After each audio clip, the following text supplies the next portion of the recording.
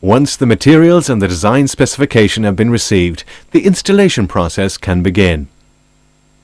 The first fixing process can vary depending on the building structure, but the most common method used today is a screed above subfloor.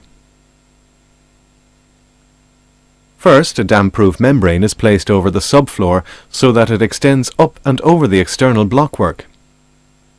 Next, edge insulation is placed around the external walls to eliminate thermal bridging. Then a sufficient layer of ground insulation, which gives the required U value to meet current building regulations, will be placed on top of the membrane. Lengths of rapid rail are then positioned roughly a metre apart, running in a perpendicular direction to the underfloor pipe using the red clips provided. The red Qualpex barrier pipe is then positioned according to the pipe layout diagram, using the rapid rail and green clips to hold it in position. Only when all the pipes are laid and run back to the manifold can they be pressure tested to ensure that the pipe has not been damaged during the installation process. The pipes can be tested through the manifold using either air or water, depending on local weather conditions. First, the drain valve of the flow manifold is connected to a main supply. The drain valve of the return manifold is then connected to a drain hose positioned over a bucket. Next, both shut-off valves on the manifold should be closed. The manifold comes supplied with the flow meters fully closed, thus preventing water from flowing through the underfloor pipes. To open the flow meters, slide the white plastic lock shield collar up and then turn fully counterclockwise. Water will now flow through that loop and out the drain valve of the return manifold into the bucket. This process should be repeated for all loops until water flows out the drain valve of the return manifold at full bore. Now that the system is filled with water, the drain valves can be closed and the hoses disconnected.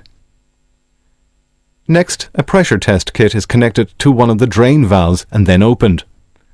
The system will be pressurized to 6 bar for an hour and then dropped to 3 bar and left stand overnight. Only when the pressure test has been deemed successful can the pressure be further reduced to 1 bar and the drain valve closed and the pressure test kit removed. Only when all pipes have been pressure tested through the manifold can a 4:1 sand cement screed be poured to a thickness of between 65 and 100 millimeters.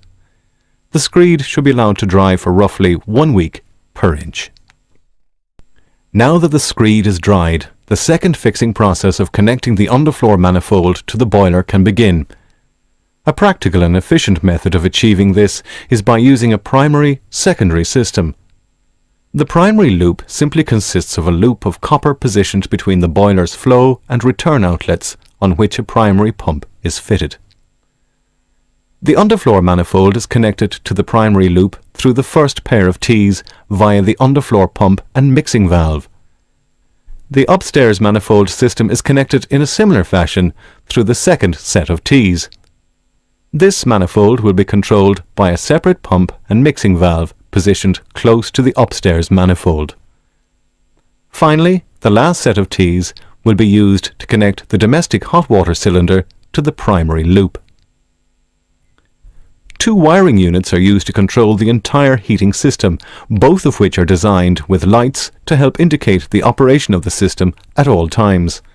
Finally, a time clock is used to time on and off all systems.